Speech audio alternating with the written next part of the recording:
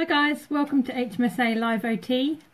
Just kind of wait for a few people to gather round and then we'll get started. If you've got any questions, please feel free to put them in the comments now and I'll get through as many as I can.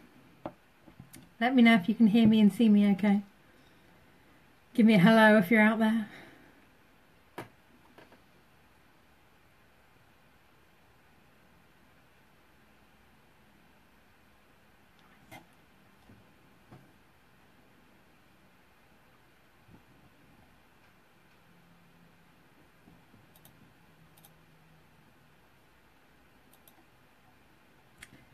Okay, we've got a few people.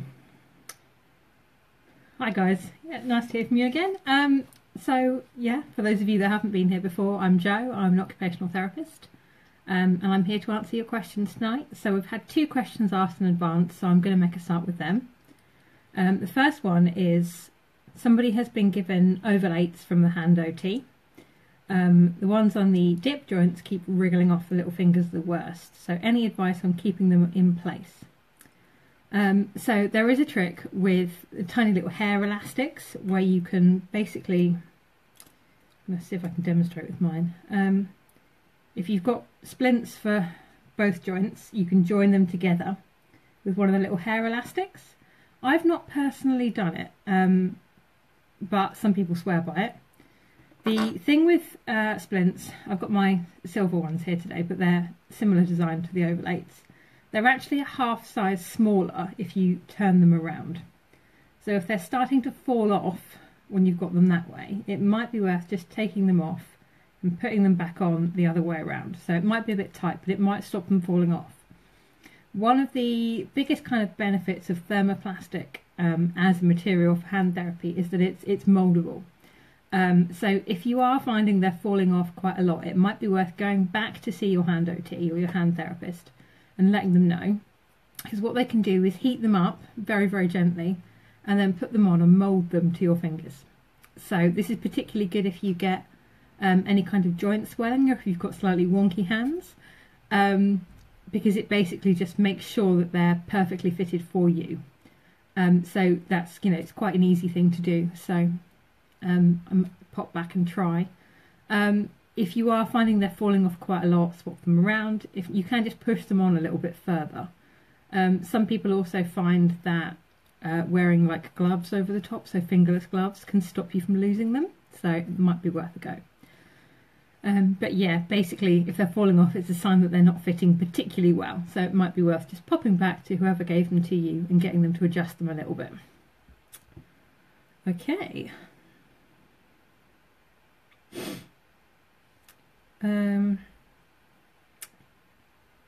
So, question number 2, what age would OT input be appropriate for writing? So, handwriting is something that a lot of bendy people struggle with, particularly bendy kids, simply because kids are bendy at the best of times. So if you've got an additional hypermobility kind of problem going on, what you find is things like pen gripping can be really, really difficult. So there isn't really a set age where, you know, you can't have an OT yet, you're not old enough. Handwriting is something that if you're learning to write and it's a problem, then you need a solution. So basically at any age, particularly for school kids where writing is a component of normal childhood development, is an appropriate time to see an OT. There are occupational therapists out there who work with tiny babies. You know, so there isn't like a cut-off where you have to be a certain age to get an OT.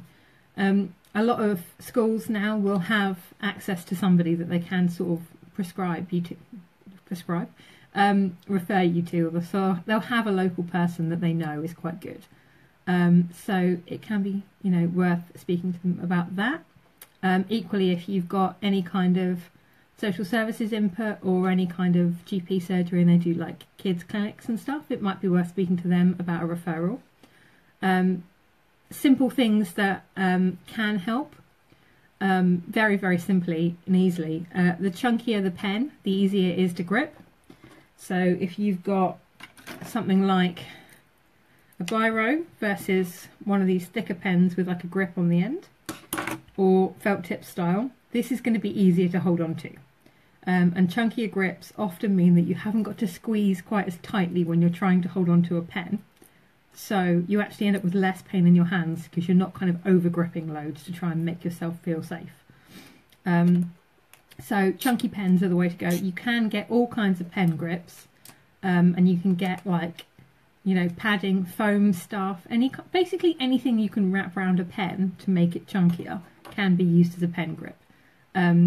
So if you're, you know, your kids are having trouble or you're having trouble, find yourself some hair bands and wrap them round so you've got a chunky grip to hold on to. Look out for a referral. It's even worth going into like stationery places and just trying out a load of different pens, because often it can be something very, very simple, like the way that you're writing or what you're trying to write on just does not suit your current level of skill or your level of development. So by all means do go for a referral, ask for somebody for advice, but in the meantime it might be worth trying different pens, different angles of writing, adding some chunky grips and seeing how they get on. Okay, so those are all of my pre-asked questions. So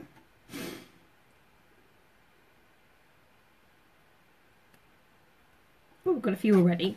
So the first one here is, I wanted to ask you about using a white stick for feedback without having a visual impairment. So this has probably come up as a result of stuff on my Facebook page. So I have recently been getting training to use a guide cane, like a long white cane. I am visually impaired, but during daylight hours my vision's pretty good. So I was having lessons during daylight hours so that I could use the stick at night time when my vision isn't as good.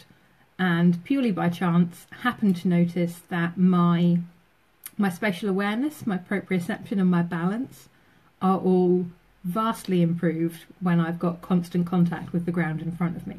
So this is something I've noticed using like mobility aids like a walking stick or a crutch. When I've got another point of contact, whether it's with the ground or if I'm holding onto something next to me, my balance is better. Spatial awareness, proprioception, that kind of thing. But I was really, really shocked to see how much of an improvement there was using a guide cane, basically. So I was talking to my trainer about this from Sensing Change.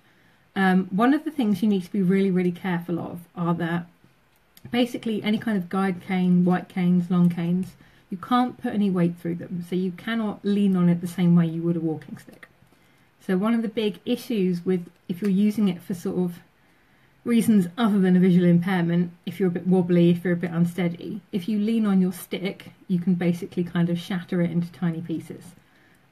So, you know, if I'm feeling unsteady, I will be using a crutch or a walking stick with my white cane. So there is possibility. I would say that it's more for people who've got a perceptual issue rather than a mobility issue, if that makes sense. So it's an interesting concept. It might be worth getting in touch with local organisations and speaking to them, because it's an area of interest for me, but I'm not a specialist in it by any means. I've only just finished my own training to use one on my own, let alone teaching other people. So it might be worth getting in touch with somebody and just seeing how it goes. Might work, might not. It might be that the reason I had such a massive improvement is quite simply because my vision is worse than I thought it was. And I've been compensating my whole life, which I am starting to realise was probably the case. So it's an interesting concept. I'm not sure if it will take off for everyone, but it's possibly worth having a conversation about. Yeah, I hope that answers some of the questions, sort of. But yeah, basically find somebody who knows more than me and ask. Trainers, people who are sort of experts and teachers and that kind of thing, are normally mobility and orientation, or orientation and mobility trainers. So it might be worth Googling for key terms and having a look for local organisations to see what they can say. Okay, so lovely comment, Gail. Thank you. I'm glad you like the sessions. Okay,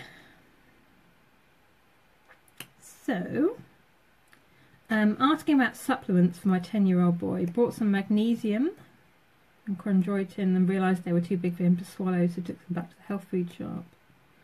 Then said he shouldn't be taking them at such a young age anyway. Magnesium oil, that gave him a rash. Glucosamine gel doesn't. Okay, so supplements, there is sketchy evidence base that say supplements can help. They can help when you are deficient in whatever it is you're supplementing. So typically something like glucosamine might be useful if you've worn away a lot of your own cartilage in order to kind of compensate for that. A 10-year-old without any kind of wear and tear arthritis-y type injuries probably wouldn't need massive amounts of supplementation. So things like magnesium, a lot of people have success with magnesium for treating muscle spasms and muscle aches and pains. So things like magnesium oil as a massage oil can be really useful for that. These are things that you should, if you're in any doubt, and if you're shopping for somebody who's quite young, I would run it past a GP, because there can be kind of complications, and often supplements you get from health food shops the dosages are marketed to adult sizes. So if you've got somebody who's 10 versus a 6'2" bloke, trying to give them the same vitamin, one's going to get not enough or too much. Doses don't work that way for the same people. So your best bet, I think, is to speak to the GP. So supplementation, for the most part, a lot of hypermobile types tend to take supplements, multivitamins, that kind of thing, simply because they tend to run a little bit low. Not like 100% deficient, but just a little bit kind of groggy, slightly low level stuff. And there's a couple of reasons for this. The first one is that a lot of us don't get out and about as much as we should. So things like vitamin D you get from sunshine, if you're spending a lot of your time indoors on the sofa, or inside hospitals, for example, you might not get as much as somebody who works outdoors for a living. The other one is that stomach problems tend to be quite common with a lot of hypermobile types. So if you've got kind of stomach issues, then malabsorption might be a bit of an issue, in which case you'll run through your kind of stored vitamins and minerals a bit quicker because you're not absorbing as many as you should. So those are the kind of main reasons. If that's the case, often you can check these things with blood tests. So if you go to your GP and you say, I'm feeling a bit run down, I'm wondering if you could just, do a test, if it's worth doing a test. It might be that they suggest a round of bloods and they can work out exactly what you're deficient in and give you a top up. For the most part, if you are, healthy and happy and you're getting a good mixed diet, vitamins are probably just expensive things that you're peeing out again. So it is worth kind of double checking what you're taking and being a bit selective. If you're shopping for somebody who's 10, I would be inclined to run that past a dietitian and a GP, just to see firstly, if it's going to do any harm, and secondly, if there's any benefit to it. Because obviously vitamins tend to taste horrible, so if you're not getting any benefit, you definitely don't want to be taking them. But yes, so I hope that answers your question. But basically, speak to a GP and go from there. Okay. Any more questions? Keep them coming, folks.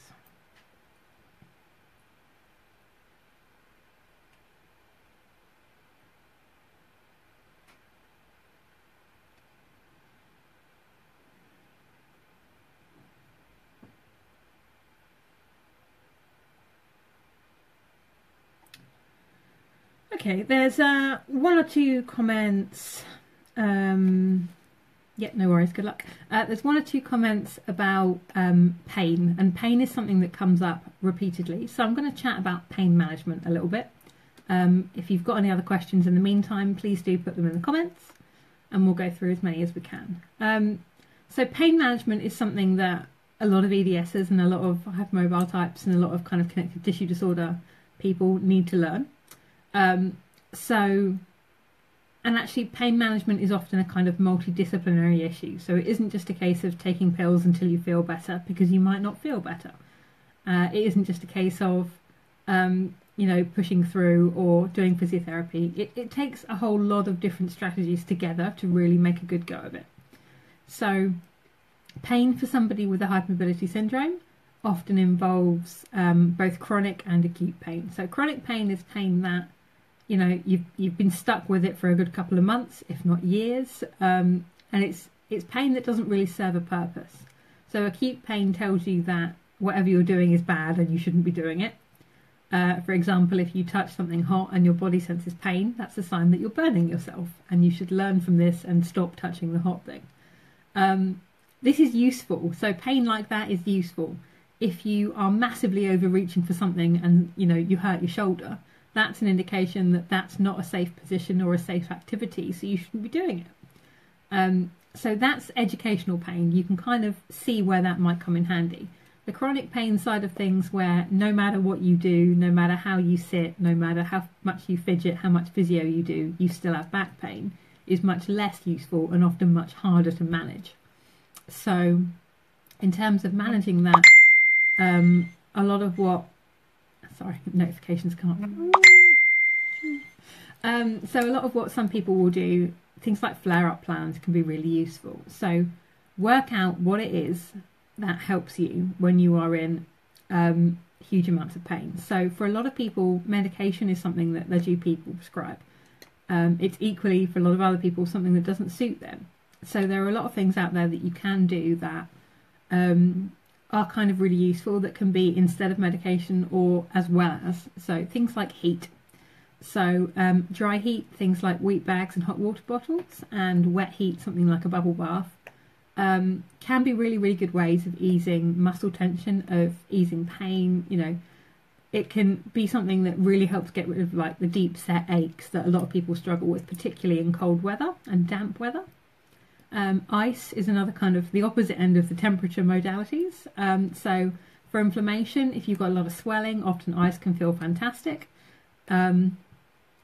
Equally, if you are, deal with sort of bruising or something like that, sometimes ice can be quite soothing. Some people will find ice fantastic and heat horrible. Some people will be the complete opposite. So it is worth trying both, and trying both for different kinds of injuries. Equally, the dry and kind of wet options, some people will find that, a cold cloth draped over something feels a lot nicer than a bag of frozen peas. So it is worth kind of experimenting with that. On top of temperature stuff, you've got kind of extra pain relief options like TENS. So it's transcutaneous electrical nerve stimulation. I think I'm getting that right. TENS is basically electrical pain relief. So you can stick the TENS electrodes. So they look kind of like, just like little rectangles or squares with a conductive gel on one side and a lead coming out the other. Stick it either side of the pain, and you give yourself a tiny electric shock that kind of pulses or buzzes continuously, or makes different patterns and different sort of stimulating feelings. The theory here is that there's only so many sort of stimulations, only so many sensations your body can process at any one time. So if you're giving yourself a pins and needles kind of feeling, that helps to block out the actual pain kind of feeling. So that can be kind of a lot more useful for some people. So TENS is something that's fantastic because you can take TENS with painkillers, or you can get heating electrodes.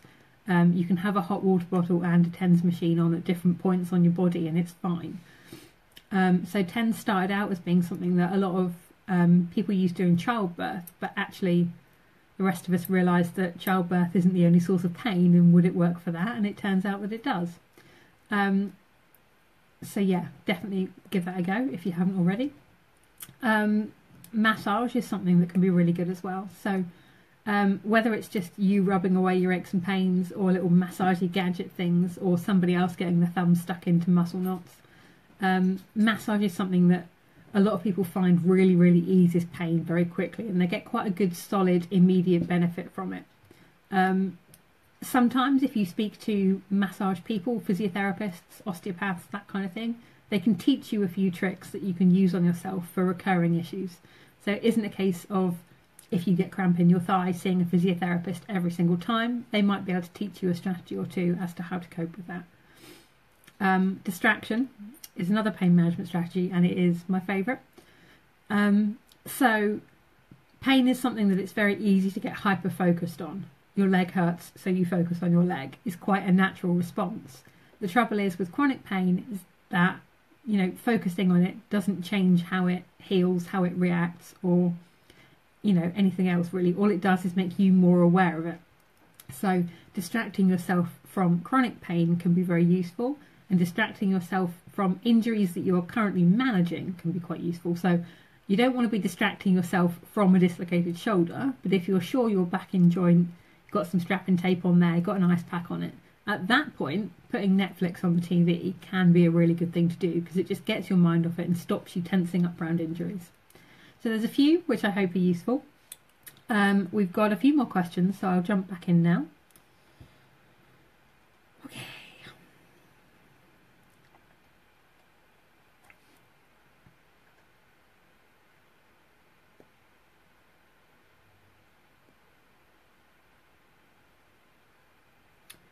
Okay, so Gail saw a physiotherapist and was given sticks and discussed crutches, told her about smart crutches, used the sticks for a week and had pain in your wrists and hands, which isn't at all surprising.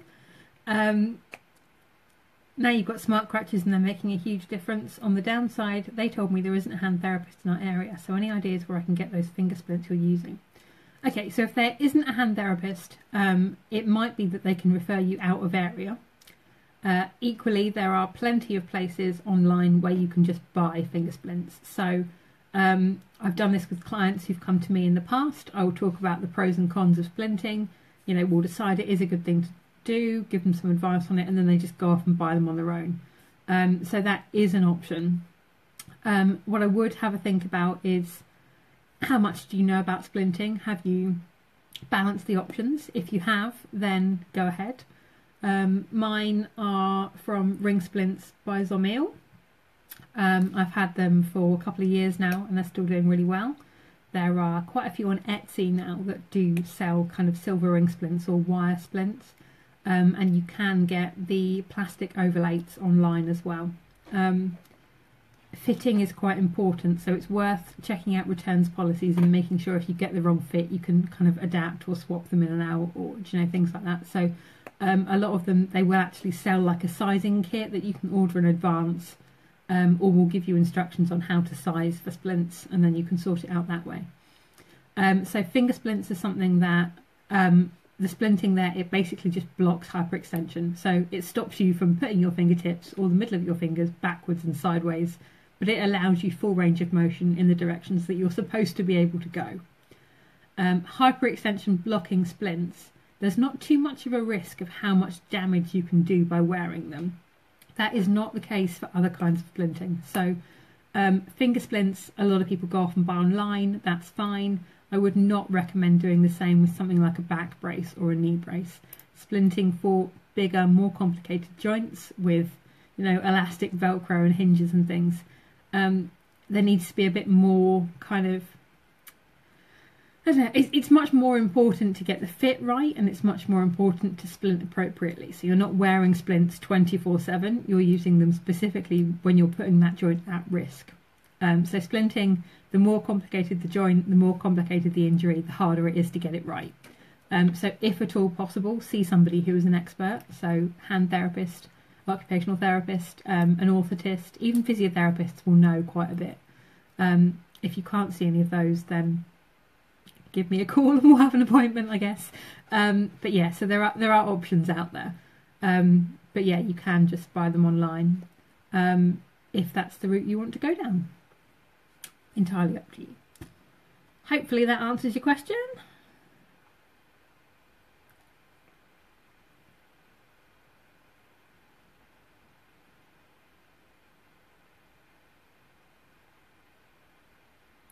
What's your opinion on using Therapel gel pearl sports backs for pain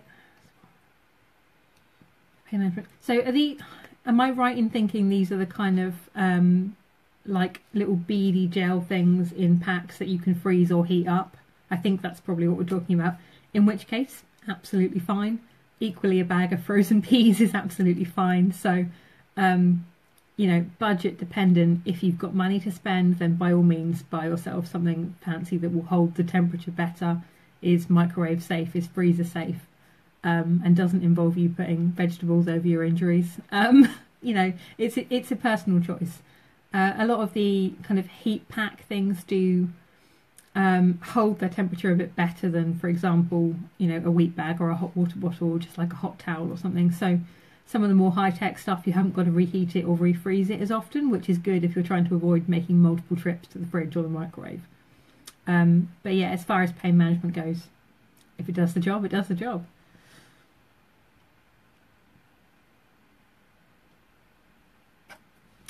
Okay, so I've recently started using finger splints whenever I'm at work. I'm hoping to start playing netball again, walking netball. Excellent. I've never heard of walking netball. I've never played that, so that sounds like a really good option. Would you recommend wearing the finger splints when playing? So there are a couple of issues here, as you've rightly pointed out, if they allow you to. When I was at university, I played wheelchair basketball. I wore my silver splints for that, but they had to be under gloves, so they had to be completely covered up. A lot of wheelchair sport folks tend to wear gloves anyway, simply because it's really tough on your hands. So that was fine. If you're playing non-wheelchair sport, gloves might not be something that they are perhaps more as aware of. So I would say that it's worth contacting sort of governing bodies or, judging and ruling types and seeing what they say about it, because it might be that that's one of those things where there isn't actually a tick box in the rule box to say, is it okay or not? It might be something they've genuinely not come across before.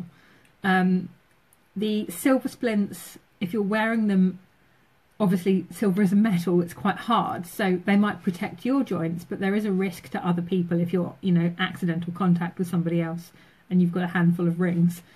It's going to be nastier than, a bare hand. So gloves, I would say, are essential. It might also be that the plastic splints are a good compromise. So they would give you perhaps a little bit less support than the silver ones, but you're less likely to damage anyone else if there is an accidental collision. Equally, you won't kind of break your splints or, do anything like that. So I would have said probably plastic splints and gloves would be the best way to go. But, it's worth having a word with somebody. Equally, it might be that while you're at training, if you're doing drills, if you're doing shooting drills, that kind of thing, you can wear them for that, but you can't wear them during the game. So you would get the kind of half and half benefit. So I think that's probably your best bet. Hopefully that's helpful. I would like to have children at some point. Is there any prevention or preparation before getting pregnant that should I be aware about? Is there any risk for EDS hypermobility type? So there's no evidence that says people with hypermobile EDS have any kind of... There's no reason why you shouldn't get pregnant, essentially. But there are some additional kind of challenges that a lot of bendy types face. And I think there's some information on the website, the Hypermobility website, about this. Simply put, when you are pregnant, the hormone levels in your body change so that you tend to become more flexible. So if you're a regular person with regular functioning ligaments, what that basically does is prepare you for the fact that when you give birth, it puts a huge strain on your skeletal system and all of your other systems. So being hypermobile and giving birth, for the average person, that little bit of extra mobility is useful.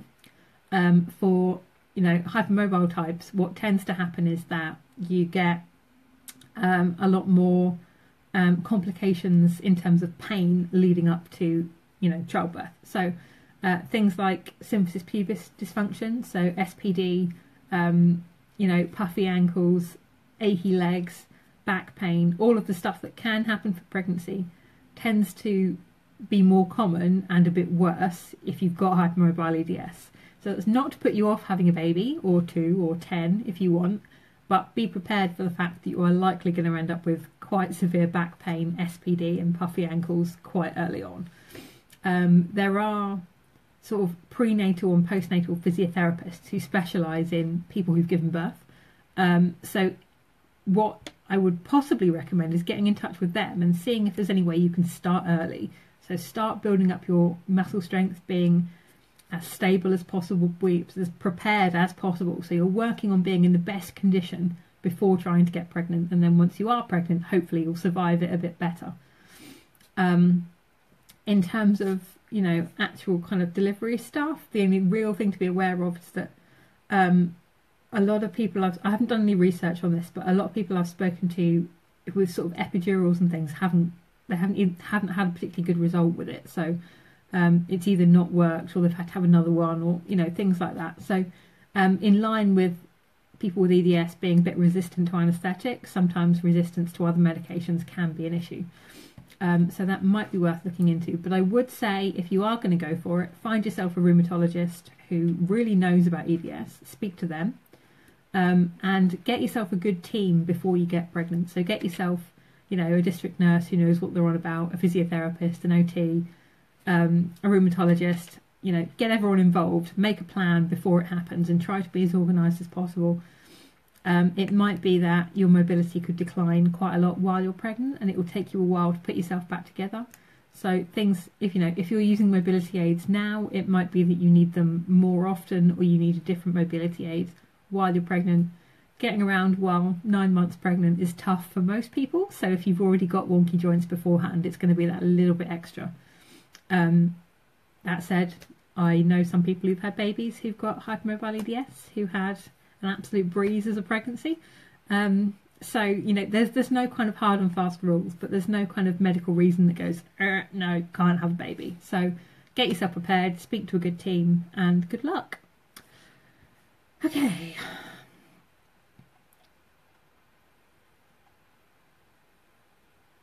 Oh, my lovely assistant's glamorous team on the HMSA account today have put a link up to pregnancy stuff at the top, so take a look at that one.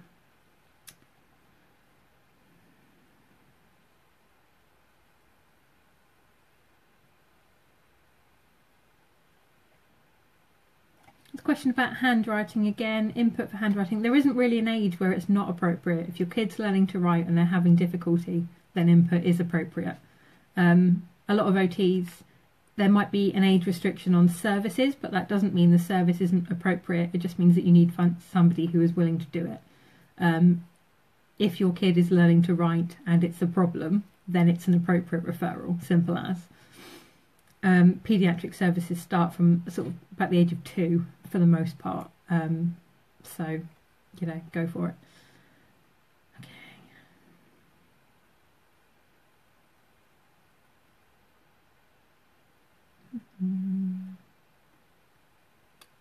Any more questions? Have I missed any? I'm just going to go back and check.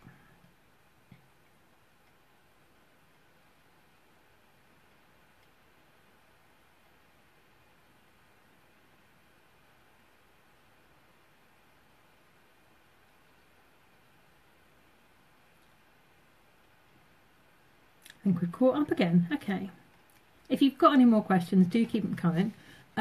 Just to fill the time, because I think it's quite interesting, and handwriting is something that I talk to a lot of people about. There are a couple of different kinds of pens which can be useful. So having talked about the chunkier pens earlier, chunky pens are one thing to do. There are actually sort of adaptive pens that are aimed at easing hand pain that you can use. So, sorry, rummaging around the desk. So what you can get are these kind of ergonomic pens, and you can pick these up at most like stationery shops, Staples, office supply places. They tend to be left and right hand specific, so make sure you get the right one. Simply, they've just got little dimples where you can put your fingers, and they encourage you to hold in a correct grip. So it kind of fits in your hand with a bit of a curve at the top and then the dimples at the bottom. And it just fits your hands a bit better and encourages a good pen grip. Wonky pen grips are quite common with people who've got wonky hands, unsurprisingly. And they've often got kind of a softer area here. So if you are one of those people that struggles with pen grips and you tend to over grip loads, you can kind of relax your hands a bit because you're not going to drop it because it holds onto you a bit better. My two other favourites are the pen again, which looks a little bit like a rocket ship or a Y. This one, you slot your index finger over the top and then rest it along the kind of rest on the edge of the pen here. And then it's kind of a triangle-y shape. Hopefully you can see that. So it fits kind of quite nicely against your hands. The benefit of a pen where you're pushing down from here rather than pushing down from here is that the further you go up your body, the more stable the joints tend to be. So the smaller the joint, the less muscle there is around it, basically. So if you can't rely on your ligaments to do the job, you need muscle strength to do it, which is why it's so important to do a lot of kind of exercise and physiotherapy stuff with hypermobile types, because we need that muscle mass to be functional. So having something where you can push down with bigger joints is a benefit. This is equally important if you've got sort of hypermobile fingertips. So a lot of people do, so you've got kind of a bit of a wobbly joint here. If you don't have to push down through that joint, it's easier to maintain a good position without hyperextension. So if you've got sort of finger splints, that solves the problem, but often you find that you don't actually need them so much if you get a pen where it's actively discouraging hyperextension. So you can pick those up from a lot of kind of mobility and kind of dyslexia and dyspraxia type places. Will sell them online, and you can get them on Amazon as well. The other one is the ring pen, which I'm hoping you can see there. So that's actually got a hole all the way through, and you slot that over your fingertip like that, and then just pinch it like that.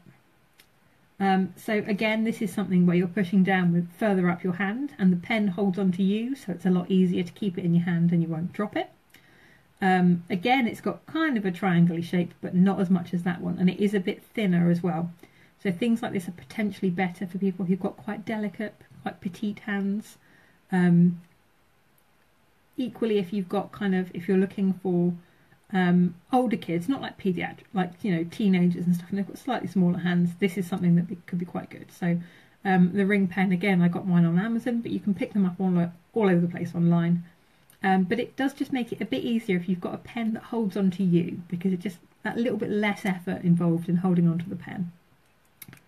So hopefully that's useful. I think I've had one or two more questions through, so let's just see what we've got.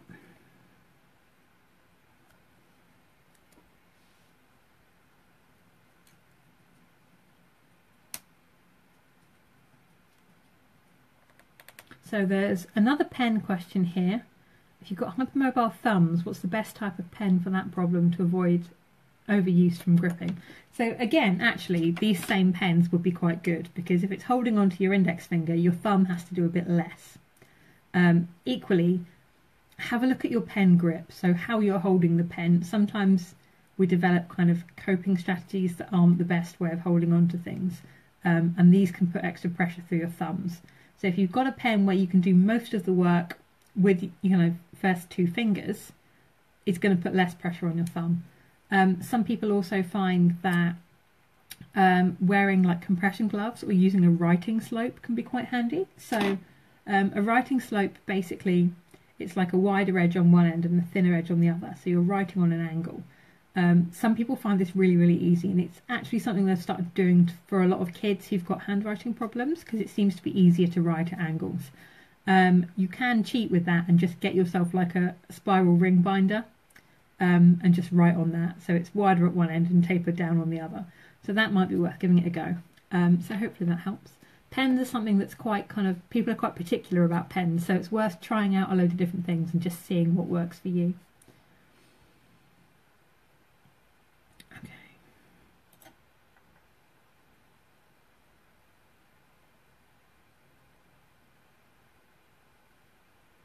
Is there anything worth taking with me or evidence of additional issues I have when I have to see a new orthotist? So orthotists are people that deal with orthotics. They are the splinting people, splinting gurus. It is, generally speaking, there's not a whole lot out there on splinting specifically for hypermobility, other than the stuff that I've written myself. So there is some stuff on my website that's quite handy, and there are some links in there to sort of scientific papers. There aren't many, but there are a few. I think probably the most important thing that you can do when you're meeting a new orthotist is demonstrate that you understand how you should be using your orthotics. So there tends to be a hesitation with prescribing splints, simply because overusing splints can make you decondition. So if you're wearing a knee brace all the time, and you're not doing anything to strengthen your legs, and you're not doing anything to build up your muscles, chances are your knee function is going to get worse. And that's because the splint is doing stuff for you that your body should be doing. So I'm not saying don't splint, and I splint a lot of my joints. If you are splinting, you also need to be building up that extra muscle mass. And by demonstrating that you know that, and that you know splinting is for specific activities rather than something you can wear all the time, is likely to make an orthotist more inclined to prescribe stuff for you, because it shows that you're not going to abuse it, you're going to be using it correctly, and it's going to be doing you good things rather than bad things. What it might be worth doing before seeing any like orthotist, physiotherapist or anything is just keeping a brief kind of symptom diary. So 2 or 3 weeks, probably 2 weeks is pretty good. Just make a note of how often you're injuring certain joints, how often you're falling over, how often you're, having severe pain flares. So that when they ask you about your symptoms, you can say, well, this is exactly it. This is how I function over the course of 2 weeks. And it's quite a nice way to demonstrate the variability of your condition. Otherwise, there's a tendency for discussion to either be focused around how you are at your worst or how you are when you're at the appointment. So if you have an appointment on a really, really good day, having something with you that demonstrates that that's not your average can be sometimes quite handy. So symptom diaries are a good way of doing that. Only downside is that it means you spending 2 weeks writing down every single time you injure yourself, every time something hurts, every time you fall over. These don't tend to be particularly good things to do for your mood and for your kind of mental health. So try not to get too bogged down on it. Just make brief notes or just write yourself kind of stick man figures or something, but don't let it be your whole focus. So it is serving a purpose in that it gets the point across to your orthotist. It's not something that's designed to kind of make you hyper focused on how wonky you are. So I hope that's helpful. Okay. Rheumatologist advised me to try soaking in a bath with magnesium salts to soothe muscles and joints. However, I haven't got a bathtub. Is there anything similar you can advise as an alternative that may be of a similar nature? So you can actually get magnesium oils and magnesium sprays that can be used as muscle rubs. So I pretty much always have magnesium spray next to my bed because I'm prone to 2 a.m. muscle cramps and leg twitches. If you are, in need of magnesium, if you are deficient in it, magnesium sprays are really, really good ways to get it up. Get your levels up. So what you might find is that when you first spray them on, it tends to be a bit kind of tingly, or it might sting a bit, or even sting a lot. Some people say that magnesium sprays give them kind of burning pain.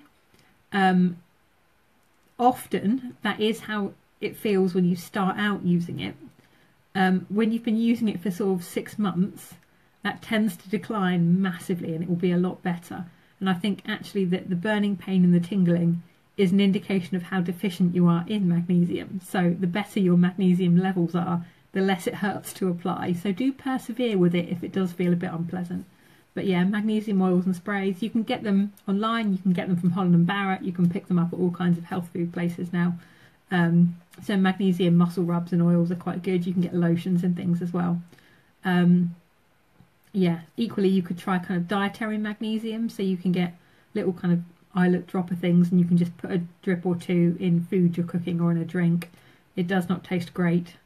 Obviously it's just concentrated salt, so it tends to have a bit of an unpleasant flavour, but yeah, oil rubs and things are normally quite a good way to go.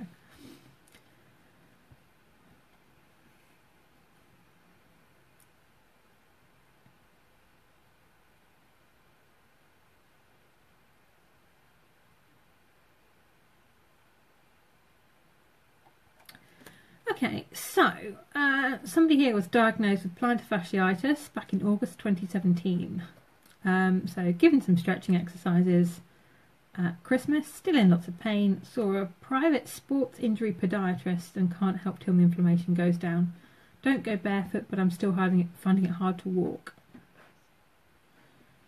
Okay, so this is irritatingly common. If you have a foot problem, it makes you walk differently, or it limits how much you can walk or how much you can exercise, which then makes your ankles hurt, which then makes your knees hurt, which then makes your hips wonky, which then gives you backache. So it's kind of a cascade reaction that is upsettingly common for hypermobile types. Plantar fasciitis is one of those things where finding the right kind of orthotics or the right shoe inserts can make a huge difference. There are quite a lot of sort of fancy machiney things now that you can stand on and they'll take scans of your feet and work out where pressure points are, and podiatrists can do stuff like this for you. The right shoes and the right orthotics does make a huge difference. Orthotics as well, if you've got rigid orthotics, you can actually put a pair of socks on, put the orthotic on, and then put another sock over the end or a pair of slippers over it. So you don't have to be in trainers 24/7. Unfortunately, it is something, inflammation, anti-inflammatories are good, but there isn't really a kind of magical cure to get rid of inflammation. So it is just a case of trying it out with the orthotics, with the anti-inflammatories if you can take them. Speak to your GP. It might be that there are different anti-inflammatories you can try. You could try ice as well. So ice pack on, just stand on an ice pack for 15 minutes before bed and see if it helps with the pain. In terms of sort of mobility wise, it might be that short-term mobility aid does help you, because it's, you know, not moving is not really a solution at all. So something like you know, just a walking stick to get you going, or even crutches for really, really bad days, might be enough to keep you mobile enough to get rid of the pain in your knees and your back and anything else. So it might be worth seeing a physiotherapist to just keep an eye on the rest of you in the short term.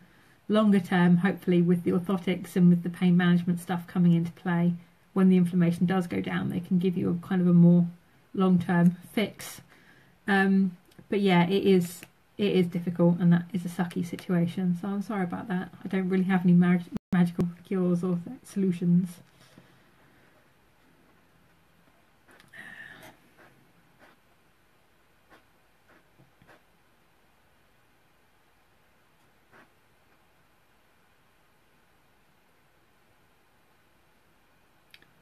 Okay.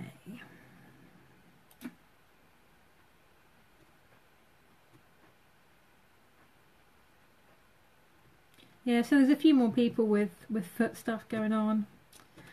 Yeah. Okay. So long spell sitting. So sitting is something that can be a big problem for a lot of people. Fidgeting is your best friend if you've got chronic pain. That's pretty much a universal constant. So I'm not talking about getting up and doing star jumps, but just shifting from one side to the other, or a bit of pelvic tilting. Just, you know, pumping your calves, marching on the spot, things like that can really help keep your circulation going. It is difficult to stay seated for long periods of time. One of the things that a lot of people find is that they don't have enough muscle tone to maintain good posture. So it might be that you can keep your shoulders back, or you can, you know, keep your tummy sucked in, or you can sit with your legs in good positions, but you just haven't got the kind of coordinated strength needed for all of it. So it can be quite difficult. There are some kind of supporty aid things that can come in quite handy. So I'll just get my glamorous assistant to pass me mine. Just the supporty back thing on the floor, if that's all right. Thank you all.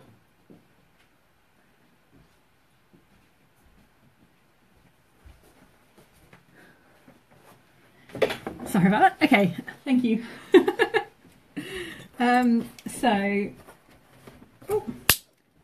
This is the supporty back, and it's a little kind of back support thing, and it's got straps that come out sideways on each side, and then little padded bits for your knees. So basically it goes behind your back. I don't know if you can see this properly, but it basically goes behind your back, and then the padded bits at the front just loop over your knees. So you're sitting there, and basically it becomes back support. So this is something quite good because it's flexible, adjustable, and it's not dependent on what chair you're sitting in. So this is something that you can take with you bundled up, and I will show you how it closes up in a minute. But it's quite... Get myself tangled up in the straps here. Oh my dear, goodness me.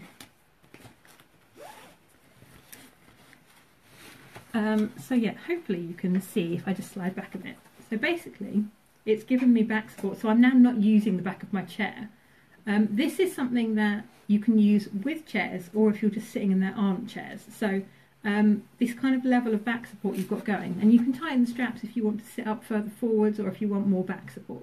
This is something that, if you're in chairs that don't have enough lumbar support for you, this can sort of supplement that. So if you're finding that you need more support than you're getting from things like bus seats and train seats, other people's cars, that kind of thing, this is something that you can take with you fairly easily, that kind of is more custom to you. So often what I find is that people can sit for much longer in chairs that are made for them. So wheelchair users can sit for hours in their own chair, but the minute you put them in one of the uncomfortable ones they have at schools or cinemas or something, you know, too much back pain, too much need to fidget. So this is something that would give you the kind of extra pain. pain relief, sorry, don't extra pain, extra pain relief, just to sort of give you a bit more support where you need it. You can also consider bringing your own kind of cushions and stuff. When you're not using this and it's not stuck in your desk chair while you awkwardly try to sort things without breaking eye contact, it does zip up around the sides. So it zips up into a bag about that size with a handle on it. So you can just kind of grab a carabiner or something and clip it to your rucksack. So actually, if I'm going out and about, things like parks in the summer, I will just hang this off the back of my wheelchair so that I can sit on the floor when I get to picnics or something. So yeah, something like that might be really useful. Learning to fidget is your best friend as well, so slide my chair forwards. If you can learn to take regular fidget breaks, and just working out things like, you know, if you are pelvic tilting, for example. So a lot of physiotherapy exercises you can actually do sat down. So if you speak to a physiotherapist about this, they'll be able to give you some stuff you can do just to keep you mobile, because actually for a lot of people it is just that they've been in the same position for too long. So if you can stand up and fidget, great. If not, try to work out some ways that you can fidget sat down. Yeah, basically that is my best advice. So hopefully that's useful. Somebody else saying, I'm pleased I'm not the only one saying the wrong thing today. It's not just today. I'm like this all the time. Yeah, so this is actually quite an interesting topic. So it's expressive dysphagia is basically where your brain thinks something and your mouth spits out something else. And it's actually remarkably common after sort of brain injuries of any kind or after a stroke, but it can happen as a result of fatigue. So a lot of people, when they're fatigued or if they're really like potsy or tachycardic or dizzy, will find that they'll think, you know, one thing and say something completely different. One of the biggest problems with that is that often I don't realise I'm doing it, and I know other people are the same. So you think you're making perfect sense, but the person won't give you an answer to your question, when actually the actual problem is that they've got no idea what you're talking about. So fatigue brain when talking is a really big issue for a lot of people, but obviously trying to get yourself in and out of fake chairs while doing live streaming does not help with that scenario. Okay, so back to questions. What do we got?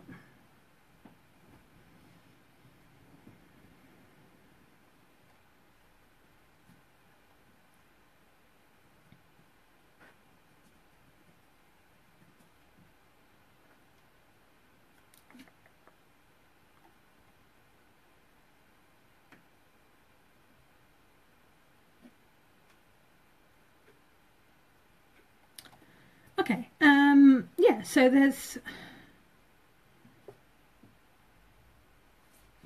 somebody, my son's been told they've got HMS, what can I do to help? There is so much you can do to help. It might actually be worth, if you haven't watched the other live stream chats, just going back and watching them, because I talked about so many different topics over the last sort of 10 sessions that you'll be able to gather quite a lot of information. So, you know, if you've got specific questions, throw them out there by all means. But if not, just generally sitting down and watching all of these, if you can stand my rambling for that many hours, might be a useful thing to do. But if not, come to me with specific topics and we'll see what we can do. Okay.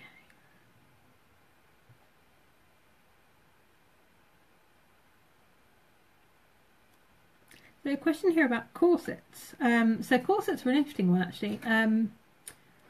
A lot of people, quite a lot of people actually, do wear sort of steel bone corsets for back pain, and it is something I've done in the past, and it's something I do now, intermittently.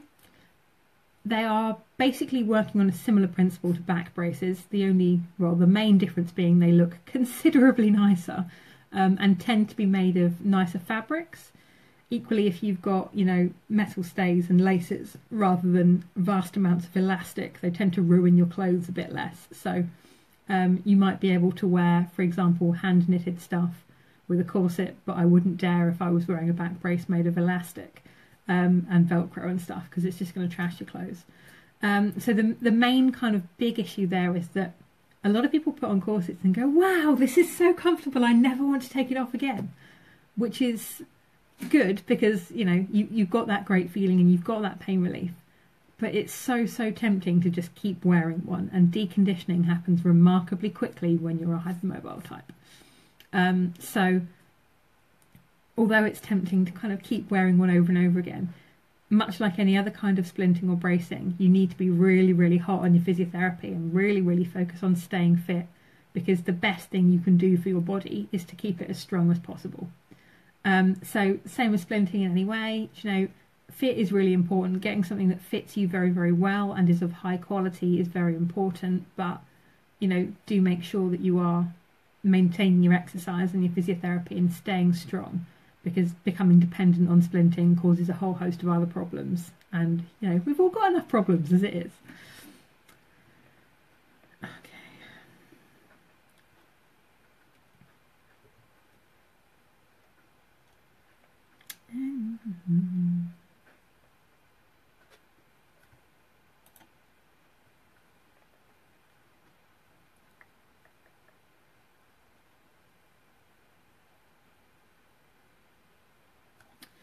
Okay, so follow up to the talking about plantar fasciitis from earlier. Saying here that the podiatrist was reluctant to give out made-to-measure orthotics until the inflammation went down. There are two ways to look at that. Yes, it is kind of not great to be giving you orthotics and then needing to give you a new pair in 6 months, or finding out that they're not working for you after a really short period of time. Equally, what you might find is that the inflammation will go down quicker if you have the orthotics. So sometimes it's worth having sort of multiple pairs and doing the whole long haul thing and getting them refitted. It's a pain. It's kind of a drain on kind of resources, but actually it might be that if you're walking so badly you're damaging yourself, fixing your walking gradually as you kind of recover might be a more efficient way of getting you back up on your feet. Okay.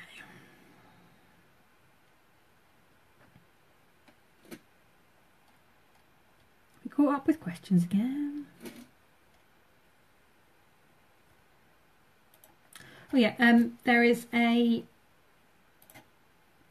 terms of sort of working with kids and stuff, there is absolutely loads of information on the hypermobility.org website.